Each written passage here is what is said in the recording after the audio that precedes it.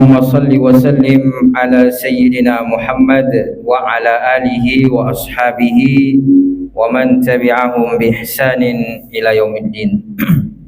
Subhanaka la ilma lana illa ma 'allamtana innaka antal alimul hakim. Allahumma bika asbahna wa bika nahya wa bika namutu wa ilaikan nusyur.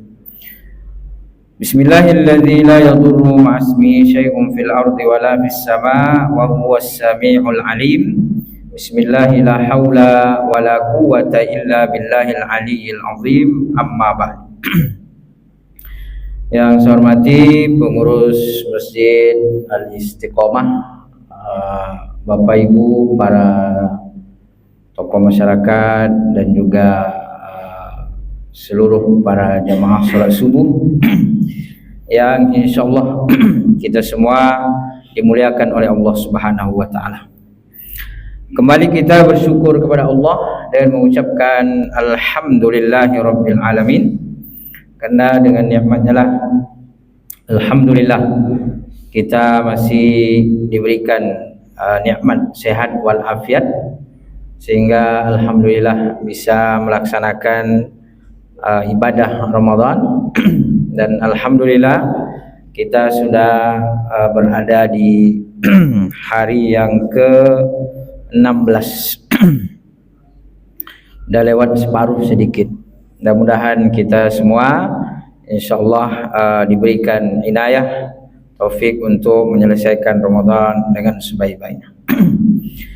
Salawat dan salam kita sampaikan kepada baginda Rasulullah sallallahu alaihi wasallam, dan kita mengucapkan Allahumma salli ala sayyidina Muhammad wa ala ali sayyidina Muhammad. Assalamu alayka ya Rasulullah, assalamu alayka ya Nabi Allah. Mudah-mudahan dan kita banyak berselawat kepada baginda Rasulullah sallallahu alaihi wasallam, maka kita semua mendapatkan syafaatnya nanti di yaumil akhir. Dan mudah-mudahan kita semua masuk surga bersama dengan beliau. Amin ya rabbal alamin. Bapak Ibu hadirin hadirin muliakan Allah Subhanahu wa taala, di kajian kita yang singkat ini kita membahas tentang zakat mal dan juga zakat fitrah.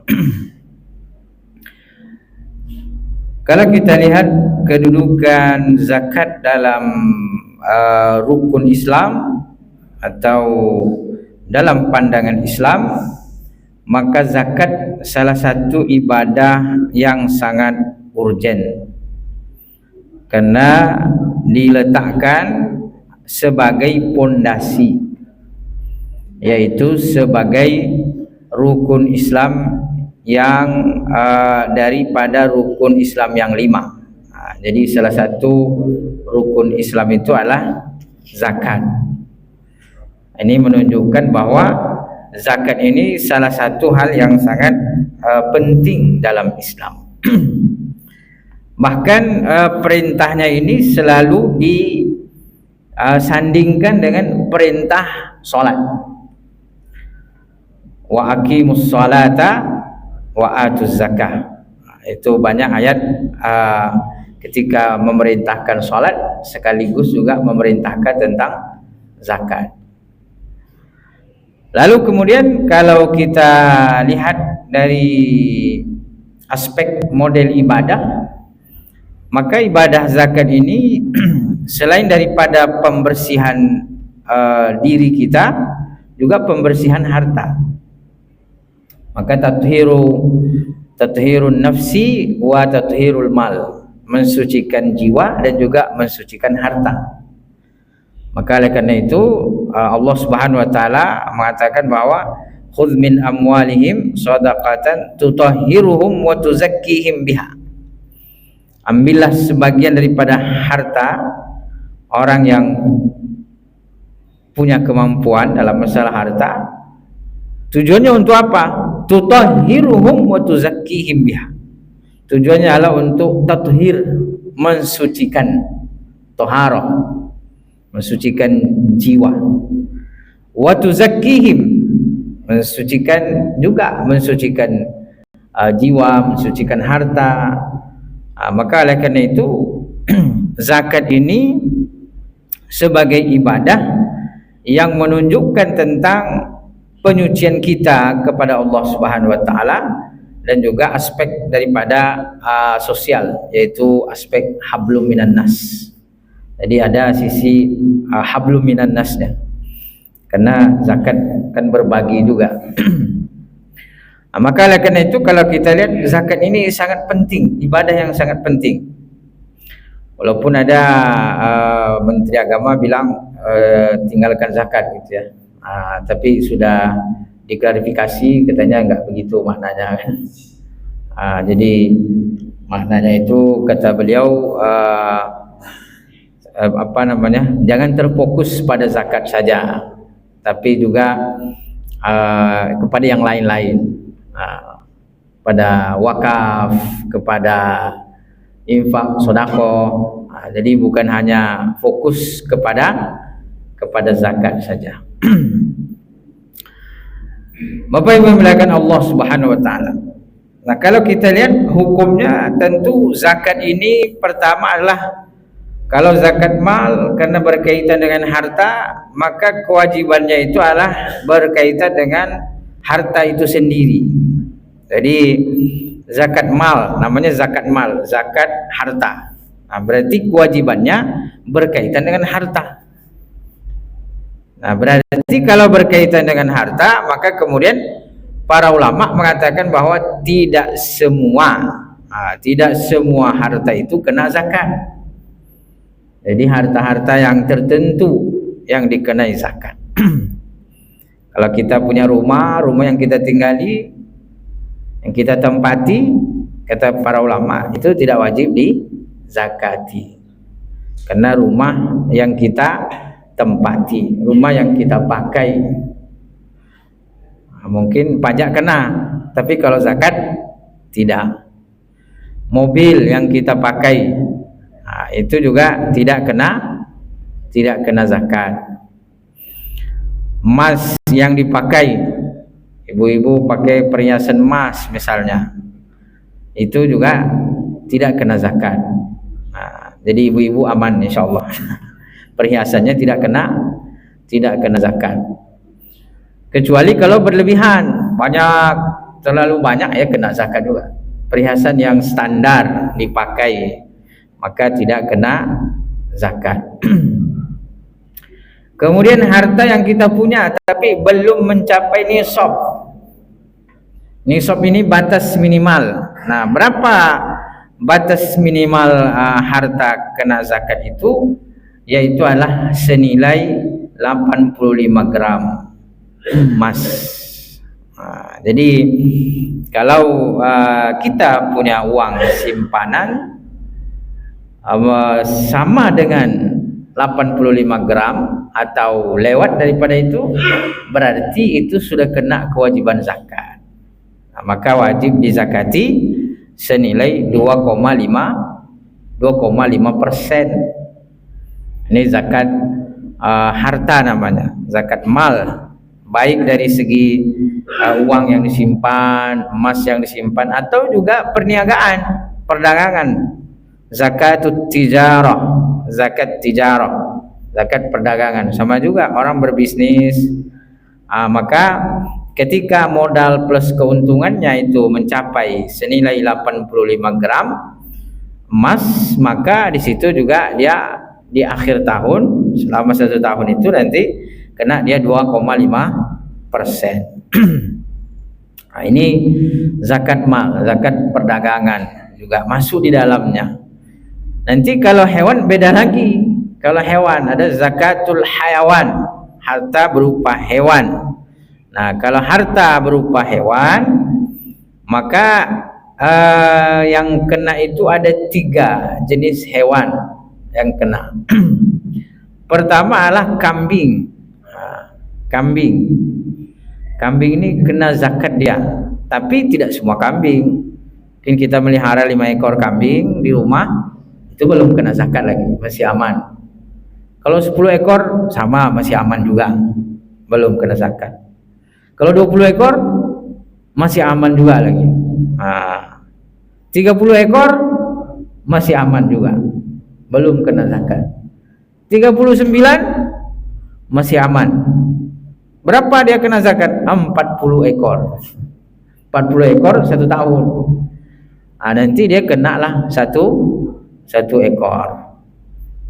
Kalau nggak sampai 1 tahun, berarti belum kena. Jadi 40 ekor selama satu tahun. Kalau sengaja dihilangkan 1 ekor biar tidak sampai 1 tahun, berdosa. Seminggu lagi kambing-kambing 40 ini 1 tahun dia. Sembelilah 1 ekor biar tidak kena zakat. Itu berdosa. Kalau sengaja lari dari zakat, berdosa. Sama dengan lari dari zakat mal. Ini mau sampai 1 tahun nih uang simpanan nih belanjakanlah biar tidak kena zakat. Tidak boleh. Maka zakat mal ini ada ketentuannya. Makanya memang kalau kita lihat dari segi aspek zakat mal, itu tidak semua kena. Tidak semua orang kena zakat mal. Kenapa? Karena memang zakat mal ini, kata Nabi SAW, tu'khadhu min agniyaihim wa turaddu ila fuqaraihim. Zakat mal ini diambil dari orang kaya dan dibayarkan kepada orang miskin. Jadi tidak semua berkewajiban membayar zakat mal. Jadi orang tertentu, orang kaya lah. Makanya orang-orang kaya salah satu kesyukurannya itu adalah pada membayar zakat mal. Jadi justru kalau sudah terkena kewajiban zakat mal, berarti ya alhamdulillah sudah menjadi orang kaya.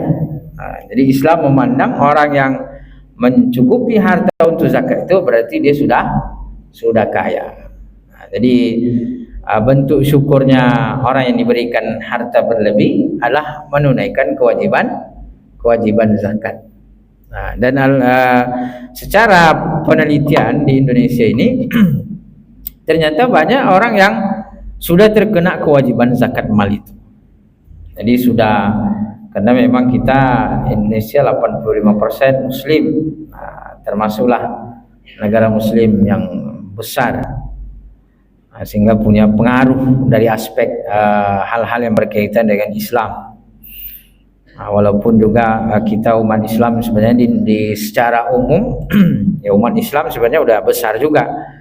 Kalau tidak salah Islam ini menempati sekitar agama nomor 2 kan di dunia, dan lebih daripada 1 miliar muslim. Walaupun kalau kita lihat dari segi aspek politik, ekonomi, kita masih lemah. Buktinya ketika saudara kita di Gaza dibantai, kita masih bercerai-berai. Saudara kita di Iran hari ini ya juga sama, sendiri dia. Maka kita muslim besar tapi kita mudah diadu domba. Inilah mungkin hadis Nabi SAW menyebutkan bahwa nanti suatu hari kalian itu ramai. Antum katsir, kata Nabi SAW, ramai. Walakin gusaun, hanya saja ramainya tidak membuat musuh takut. Sebenarnya kalau negara Arab itu bersatu, Bapak Ibu, sebenarnya selesai juga tuh. Israel, Amerika itu udah yang justru yang memberikan kesempatan untuk kuat ya negara-negara Arab sendiri memberikan pangkalan-pangkalan untuk militernya kan. Jadi sebenarnya kalau bersatu kita umat Islam ini, insya Allah kita mudah untuk mengalahkan musuh-musuh Allah di atas muka bumi ini. Nah memang hari ini semua pada sibuk dengan ya masing-masing lah, masih mudah untuk diadu domba. Nah, kita lihat Muslim sendiri bermusuhan dengan Muslim itu sendiri. Akhirnya kita menjadi sangat lemah sekali. Saudara kita ya di Iran hari ini diperangi juga, berdiri sendiri. Bahkan kita pula bayar memberikan kepada Amerika 17 triliun. Jangan-jangan itu dipakai beli senjata pula untuk menembaki saudara-saudara kita kan. Ini musibah bagi kita umat Islam. Bapak Ibu yang Allah Subhanahu wa taala. Di Indonesia saja potensi zakat mal di Indonesia ini sekitar 300 triliun per tahun. Itu penelitian daripada Basnas, Badan Amil Zakat Nasional, meneliti bahwa berapa kekuatan potensi zakat mal nih di Indonesia. 300 triliun. Ini kalau kita baca-baca berita, kapal induk Amerika itu harganya 200 triliun. Berarti ya sebenarnya kalau Indonesia mau beli kayak gitu tuh bisa tuh. Apalagi ada yang dikorupsi sampai 1000 triliun kan. Wah, jadi sebenarnya Indonesia ini kalau mau ini ya hebat sebenarnya. Cuman entah pemimpin kita ini lugu, entah macam mana kan. Tuh banyak di kita ini uang-uang dikorupsi, tidak jelas. Jadi sebenarnya kalau mau kita perkuat persenjataan militer, insya Allah Indonesia ini hebat, sumber dayanya besar, sumber daya alamnya besar, kemudian sumber daya manusianya juga luar biasa sebenarnya. Cuman pada hari ini yang muncul ya yang koruptor-koruptor itu yang banyak muncul, sumber daya manusia kita. Nah, Bapak Ibu yang dimuliakan Allah Subhanahu wa taala. Jadi salah satu kekuatan umat Islam sebenarnya ya di ibadah-ibadah sosial itu, ibadah zakat, ibadah wakaf itu memberikan kekuatan besar sebenarnya. Bahwa bagaimana dalam zakat itu bahkan ada bagian untuk para mujahid, para pejuang di dalam zakat itu. Makanya ketika Allah Subhanahu wa taala berbicara tentang siapa saja yang berhak menerima zakat, diantaranya adalah mereka yang berjuang di jalan Allah, mereka yang berjihad di medan perang berhak mendapatkan zakat. Nah, begitu Islam memperhatikan bagaimana orang-orang yang betul-betul berjuang meninggikan agama Allah ini, membesarkan agama Allah ini, mereka berhak untuk dibantu. Makanya itu ada fi sabilillah. Makanya peruntukan daripada zakat mal ni pertama kata Allah lil fuqara, untuk fakir. Fakir ni siapa? Fakir ni man la kasbalahu wa lam takfihi, tidak ada pekerjaan tetap dan juga tidak mencukupi kebutuhan pokoknya. Jadi itu definisi fakir, tidak punya pekerjaan tetap dan tidak mencukupi kebutuhan pokoknya. Tidak punya pekerjaan tetap, bukan karena malas, nanti beda lagi. Dia tidak punya pekerjaan tetap tapi malas, ini tidak berhak dapat zakat. Kenapa nggak ada kerjaan? Malas, maunya di rumah aja misalnya. Itu bukan fakir namanya, itu pamale namanya. Itu bongak namanya. Sudah dikasih fisik yang baik, sehat, Islam menganjurkan bekerja, tidak mau dia kerja, malas dia, tidak berhak dapat zakat. Kenapa? Karena kalau pemalas diberikan zakat, memelihara orang malas, tidak boleh. Memelihara orang malas. Islam sangat membenci kemalasan. Nabi sallallahu alaihi wasallam mengatakan bahwa engkau meminta-minta daripada engkau meminta lebih baik, kata Nabi sallallahu alaihi wasallam, engkau berusaha dengan cara yang baik. Jadi Nabi itu sangat tidak suka orang kalau meminta-minta. Ya memang nanti ada orang yang berhak meminta, ada. Ya, misalnya dia mungkin sudah tidak mampu lagi bekerja, makanya nanti dianjurkan itu untuk mengayomi orang-orang yang sudah tidak mampu, orang tua yang sudah renta, cacat, para janda-janda, itu diayomi ya, bukan dinikahi. Tapi kalau mau dinikahi boleh juga, dinikahi baru diayomi. Jadi diayomi, dibantu, as-sa'i 'alal armalah, kata Nabi sallallahu alaihi wasallam. Wal aitam, orang yang memberikan bantuan kepada janda yang membutuhkan, pada para anak yatim yang membutuhkan, itu sama dengan orang yang berjihad di jalan Allah Subhanahu wa taala. Jadi ada tempatnya tersendiri menolong ini, membantu. Tapi kalau dia malas, dia punya fisik yang kuat, cuman malas bekerja, walaupun dia tidak mencukupi kebutuhan, tidak ada pekerjaan tetap karena malas, maka tidak berhak mendapat zakat. Karena kalau dikasih justru memelihara kemalasan dia. Kita tidak boleh memelihara orang malas. Jadi fakir itu dia tidak ada pekerjaan tetap dan tidak mencukupi, atau mungkin dia berusaha bekerja tapi belum dapat pekerjaan,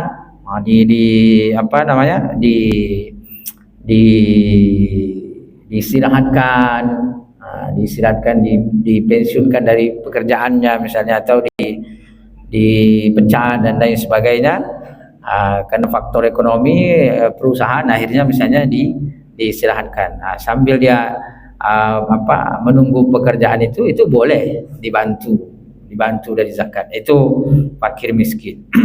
Dia tidak punya pekerjaan tetap, tapi mencukupi kebutuhannya, karena mungkin ada sumber-sumber yang lain.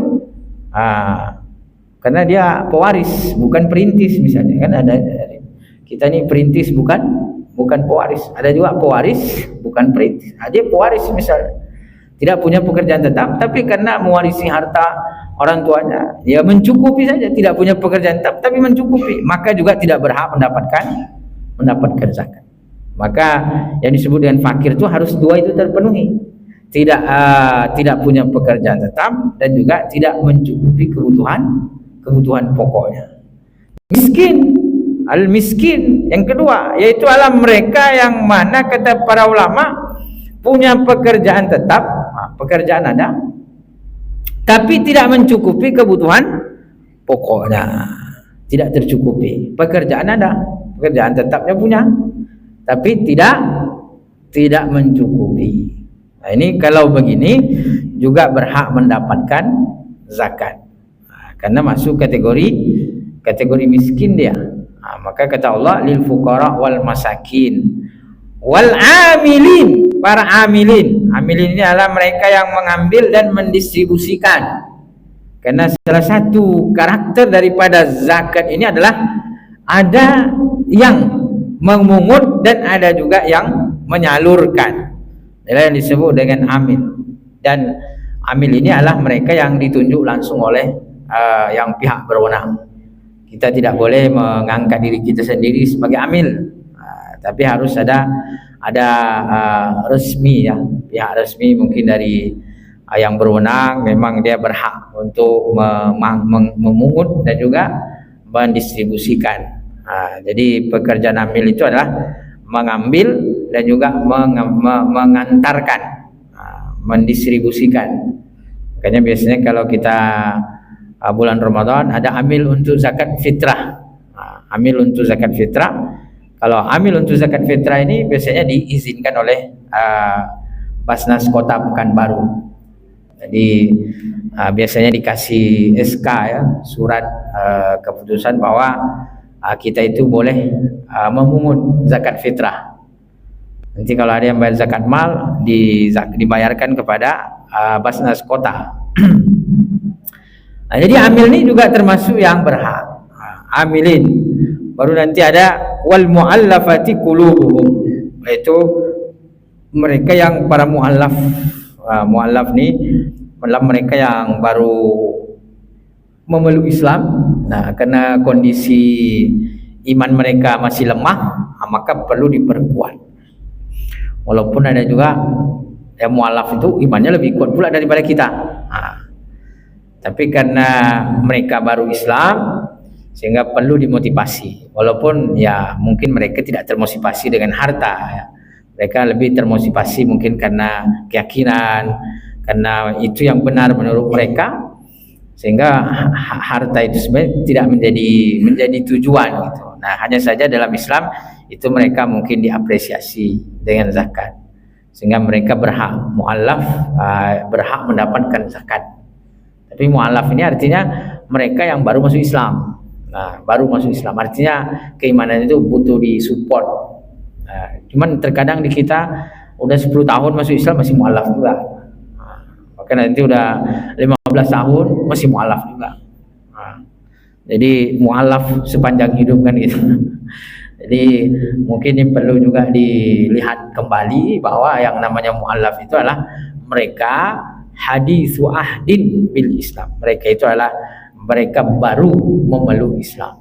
Jadi karena mereka ini baru memeluk Islam, perlu support, maka salah satu daripada amal-amal sosial yang bisa menguatkan mereka sebagai dukungan lah, bentuk dukungan, maka boleh diberikan zakat. Wal mu'allafati qulubuhum wa fir riqab.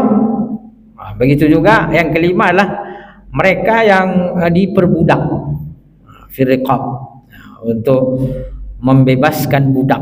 Jadi membebaskan perbudakan. Jadi Islam itu sebenarnya berusaha untuk membebaskan manusia.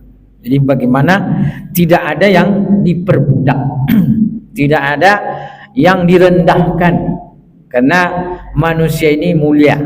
Inna walaqad karramna bani Adam. Sungguh telah kami muliakan anak Adam. Jadi bagaimana perbudakan ini bisa dihilangkan gitu. Maka salah satu caranya adalah dari dana zakat itu ada disisihkan untuk membebaskan budak. Budak di sini adalah hamba sahaya. Karena perbudakan itu merendahkan daripada manusia. Maka Islam berusaha untuk bagaimana membebaskan perbudakan ini dengan cara diantaranya adalah bahwa bagaimana dana zakat itu ada yang diperuntukkan untuk membebaskan mereka. Wafir riqab. Ini yang disebut dengan wafir riqab. Wal gharimin. Gharim di sini bukan seperti yang kita tahu gharim masjid, bukan. Itu gharimin di sini adalah mereka yang berhutang. Berhutang kenapa? Karena untuk kebutuhan mereka. Kebutuhan apa? Kebutuhan pokok. Ya, berarti balik dia bahwa orang miskin. Karena berhutang untuk kebutuhan pokoknya. Kalau berhutang untuk beli mobil, tidak masuk di sini. Jadi karena ya itu bukan kebutuhan pokok, itu kebutuhan tambahan sudah, kebutuhan sekunder. Kalau berhutang untuk beli motor, ya mungkin bisa masuk karena itu kebutuhan pokok pada hari ini, kendaraan yang bisa membuat kita bekerja, memudahkan kita bekerja, bisa masuk kategori kategori daripada mustahik. Kategori memudahkan pekerjaan bisa masuk kategori berhutang untuk kebutuhan pokok. Cuman perlu dilihat juga kalau motornya 2, itu lain lagi. Motornya 3, makanya nanti ada tuh standar-standar. Kalau lembaga zakat itu sudah ada standarnya. Jadi yang dikategorikan sebagai orang yang berhutang berhadapan zakat itu seperti apa dia? Hutangnya seperti apa? Makanya biasanya kalau kita mengajukan, ada yang mengajukan untuk menerima zakat di lembaga zakat, biasanya turun di asesmen tuh, ditanya-tanyai. Ada juga yang bilang daripada ditanya-tanya tidak usah, malas aku katanya kan.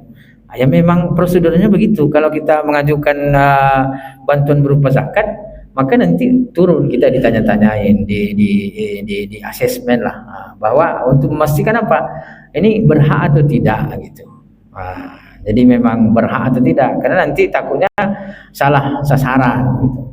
Sama dengan bantuan dana pemerintah ini kan kadang-kadang salah sasaran gitu. Entah salah sasaran atau sengaja sasarannya itu gitu.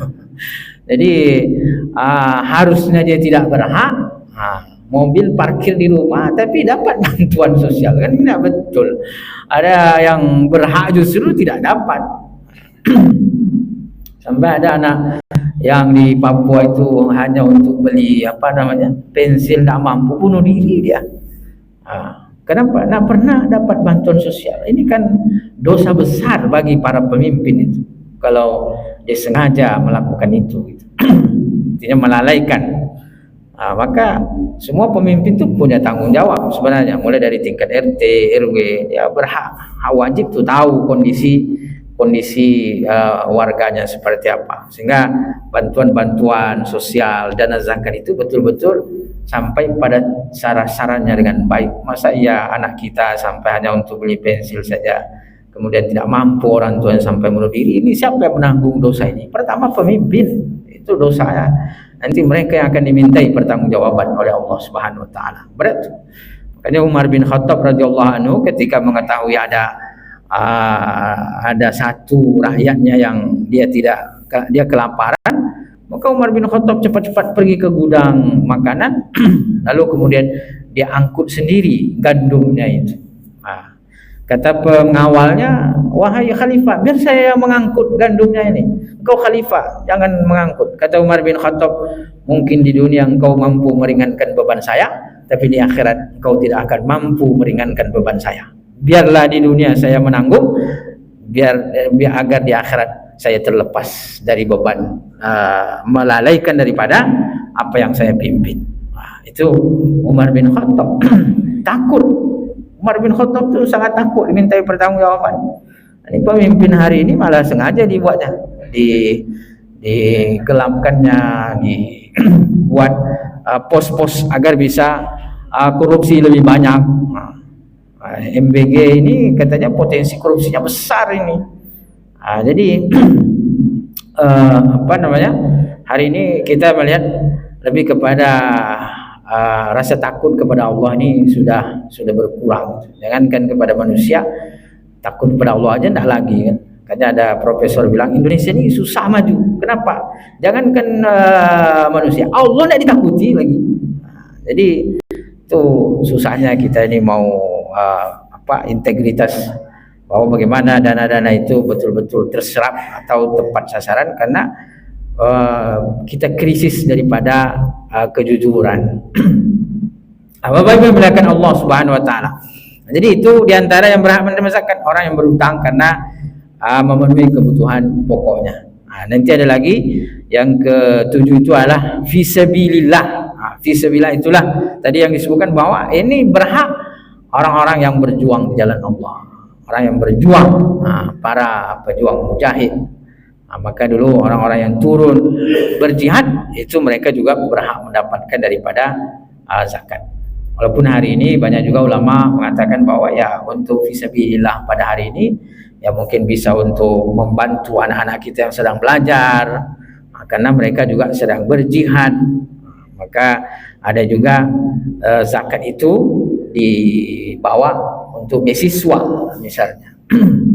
Dan anak-anak kita yang potensi, dia punya kemampuan, cerdas dia, tapi tidak mampu dari segi dana, itu biasanya juga di lembaga zakat itu disediakan, ada persediaannya, ada dana yang diberikan kepada mereka sebagai dana fisabilillah. Begitu juga yang disebutkan bahwa Ibnu Sabil. Ibnu Sabil ini adalah mereka yang kondisinya dalam keadaan safar dia dalam keadaan perjalanan, tapi kemudian bekalnya habis. Jadi safar, dalam kondisi safar ini bekalnya habis. Sehingga apa? Sehingga dia berhak untuk diberikan zakat. Mungkin ada orang dari jauh, tapi hari ini kalau bekal orang itu habis, ditengok-tengok dulu. Kadang bekalnya habis tapi dia bawa ATM. Uang tidak ada di kantong tapi ATM-nya banyak isinya. Itu bukan bekal habis. Jadi ini orang berhak mendapatkan zakat mal. Kalau zakat fitrah ini Bapak Ibu berbeda dengan zakat mal. Kalau zakat mal ini dari orang kaya kepada orang miskin, kalau zakat fitrah ini dari kita untuk saudara-saudara kita yang tidak mampu. Nah ini kalau zakat fitrah. Makanya zakat fitrah ini tidak mesti kaya. Zakat fitrah ini kita dipaksa berbagi di bulan Ramadan. kaya tidak kaya, kata para ulama, selagi masih ada yang bisa dimakan pada hari itu dan ada lebihnya untuk dibayarkan zakat fitrah, wajib dia bayar zakat fitrah. Jadi tidak mesti kaya. Nah, ini bedanya. Kalau zakat harta tadi dari kaya kepada orang miskin. Tapi kalau zakat fitrah dari semuanya. Nah, dan tidak melihat mau dewasa, mau anak-anak, mau bayi, semuanya wajib bayar. Nah, ini menunjukkan bahwa ini kewajiban kita berbagi di bulan Ramadan. Walaupun juga para ulama mengatakan ya untuk zakat fitrah pun sama juga tadi. Nah, untuk apa? Untuk membantu saudara-saudara kita. Nah, yang tadi juga itu yang 8 golongan. Nah, tapi zakat fitrah ini dibayarkan. Pertama kata para ulama dibayarkan dalam bentuk makanan pokok. Nah, kalau dulu Nabi membayarkan dalam bentuk kurma, karena memang di sana itu makanan pokoknya lah kurma. Nah, kalau di kita kan tidak masuk kategori makanan pokok kurma itu. Kita kalau berbuka dianjurkan sunnahnya makan 3 biji. Nah, tapi kalau kita tidak cukup tuh 3 biji, cukupnya 21 biji. 21 biji udah banyak kita makan. Ditanya udah makan? Alun lagi. Kenapa? Karena kurma itu kita tidak masuk kategori makanan pokok. Maka di kita mungkin bayarnya pakai beras. Beras berapa kilo dia? Ya sudah ditentukan 3 kilo, 2,8. Ini dalam mazhab Syafi'i. Beras sesuai dengan yang kita makan. Nah, atau sebagian ulama dalam kalangan mazhab Hanafi membolehkan bayar pakai uang.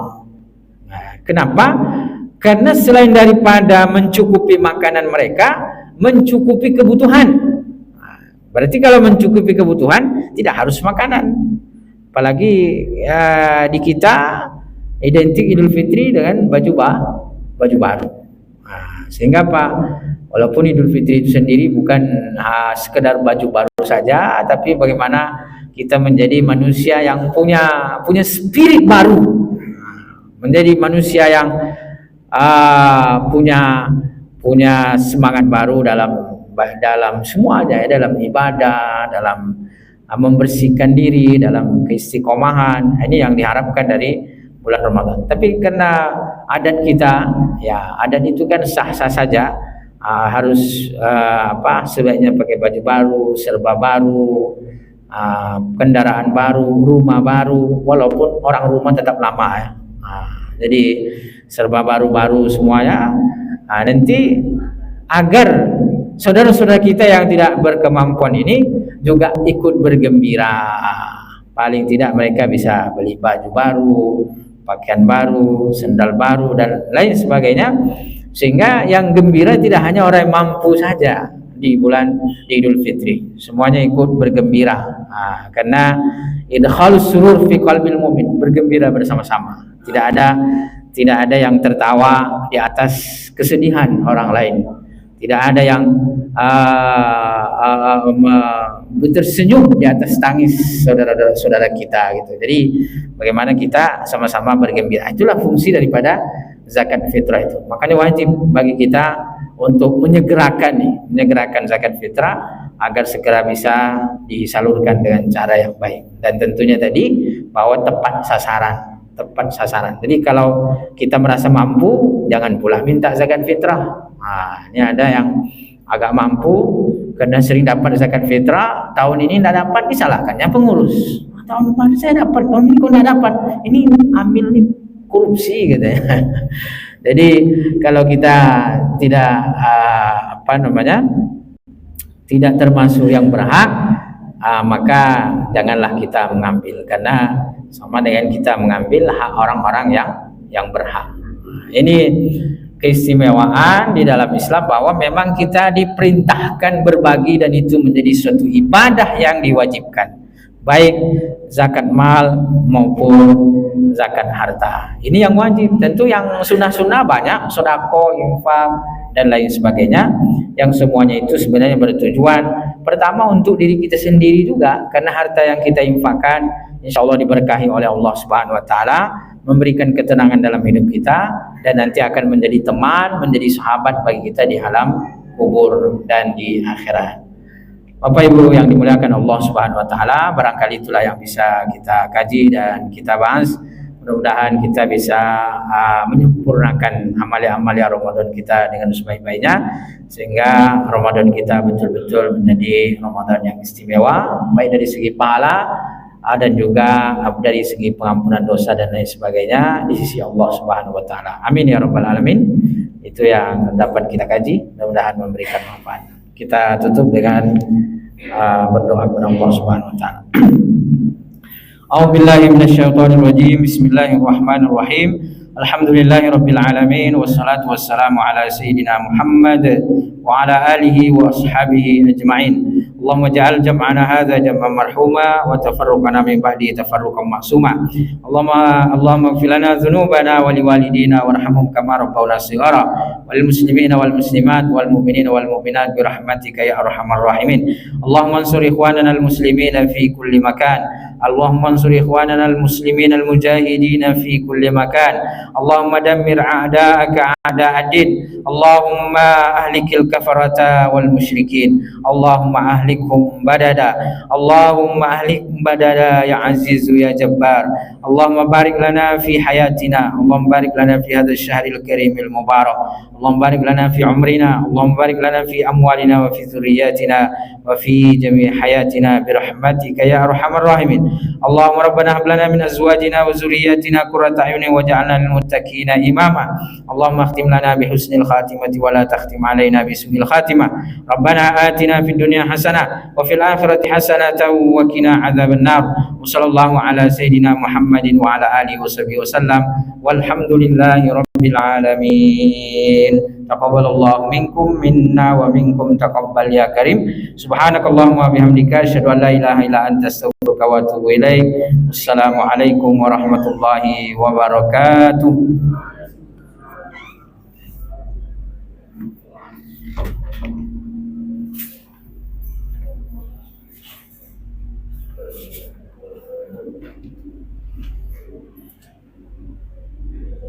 Terima kasih kita ucapkan kepada Ustaz yang telah berbagi ilmu dan kisah. Mudah-mudahan yang kita belajar dapat bermanfaat.